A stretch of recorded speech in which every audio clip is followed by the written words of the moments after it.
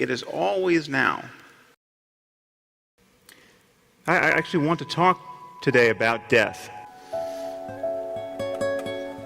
Now, most of us do our best not to think about death, but there's always part of our minds that knows this can't go on forever.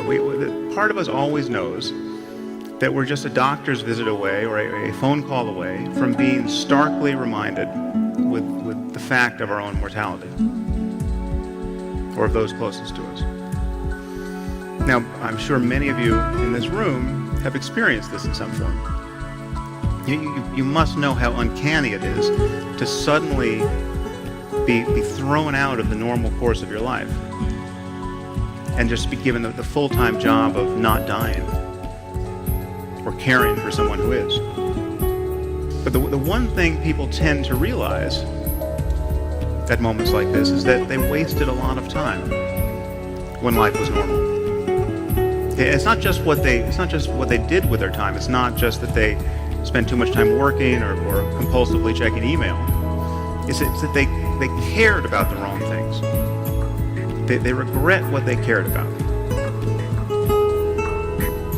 Their attention was bound up in petty concerns. Year after year, when life was normal. And this is a paradox, of course, because we all know this epiphany is coming. Don't you know this is coming?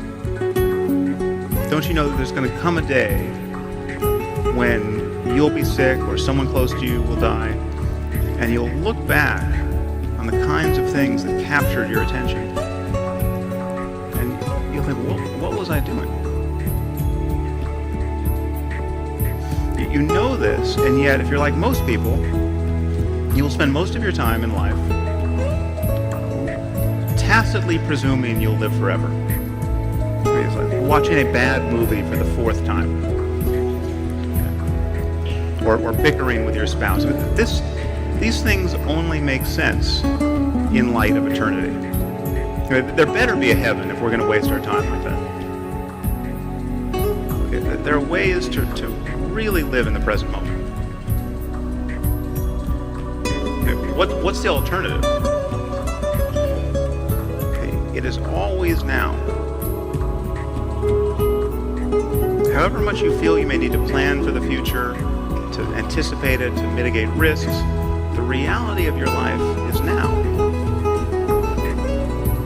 Now, this may sound trite, but it's the truth. It's not quite true as a matter of physics. In fact, there is no now that encompasses the entire universe. You can't talk about an event being simultaneously occurring here and one at the same moment occurring in Andromeda. The truth is that now is not even well defined as a matter of neurology, because we know that inputs to the brain come at different moments, and that consciousness is built upon layers of inputs whose timings have to be different. Our conscious awareness of the present moment is, in some relevant sense, already a memory. But as a matter of conscious experience, the reality of your life is always now. And I think this is a liberating truth about the nature of the human mind. In fact, I think there's probably nothing more important to understand about your mind than that, if you want to be happy in this world. The past is a memory. It's a thought arising in the present. The future is merely anticipated. It is another thought arising now. What we truly have is this moment, and this, and this. And we spend most of our lives forgetting this truth, repudiating it, fleeing it, overlooking it. And the horror is that we succeed. We manage to never really connect with the present moment and find fulfillment there because we are continually hoping to become happy in the future. And the future never arrives. Even when we think we're in the present moment, we're in very subtle ways always looking over its shoulder anticipating what's coming next. We're always solving a problem.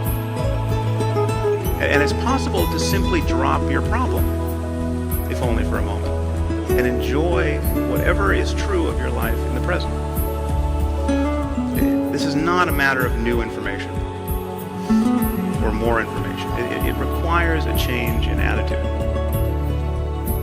It requires a change in the attentiveness you pay to your experience in the present moment.